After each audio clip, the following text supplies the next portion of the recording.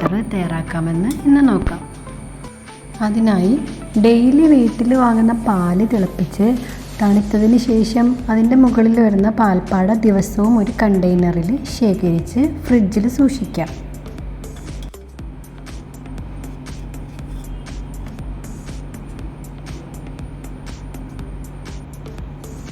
കുറച്ച് ദിവസം കൊണ്ട് തന്നെ കണ്ടെയ്നർ നിറഞ്ഞു കിട്ടും.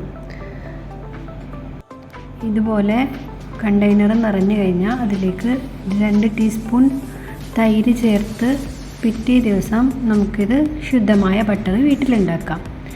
പിറ്റേ ദിവസം ആ കണ്ടെയ്നറിലെ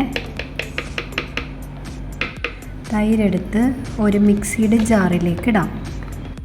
കുറച്ച് ഐസ് ക്യൂബും വെള്ളവും ചേർത്ത് മിക്സിയിൽ ഇടവിട്ട് കറക്കിയെടുക്കാം.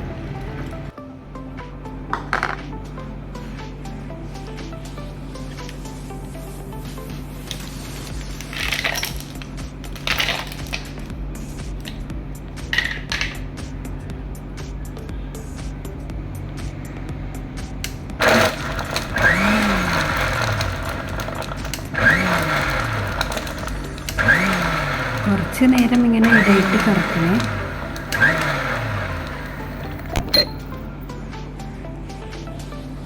കുറച്ച് നേരം കറക്കുമ്പോൾ ബട്ടർ മുകളിലേക്ക് തെളിഞ്ഞു വരുന്നത് നമുക്ക് കാണാൻ പറ്റും.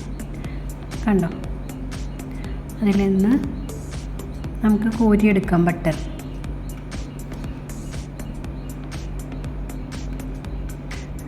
നമ്മുടെ കൈ നല്ല വൃത്തിയുള്ളതായിരിക്കണം. വൃത്തിയുള്ള കൈ കൊണ്ട് മുകളിൽ നിന്ന് ബട്ടർ എടുത്ത് വെള്ളത്തിലേക്ക് മാറ്റാം.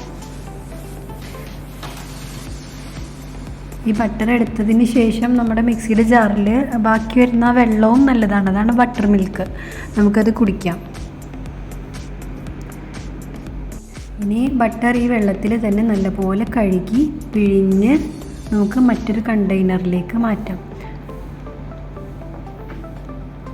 ഇത് ചെയ്യുമ്പോൾ നമ്മുടെ കൈകളും അത് എടുക്കുന്ന പാത്രങ്ങളും എല്ലാം നല്ല വൃത്തിയുള്ളതായിരിക്കണേ.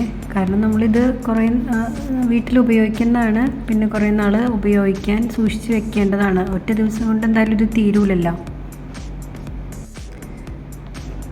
ഇപ്പോൾ വീട്ടിൽ തന്നെ തയ്യാറാക്കിയ ശുദ്ധമായ ബട്ടർ കുട്ടികൾക്കും കുടുംബത്തിനും നമുക്ക് വിശ്വാസത്തോടെ കഴിക്കാം. ഈ വീഡിയോ നിങ്ങൾക്ക് ഉപകാരപ്പെട്ടിട്ടുണ്ടെങ്കിൽ കമൻറ്റ് ചെയ്തറിയിക്കണേ.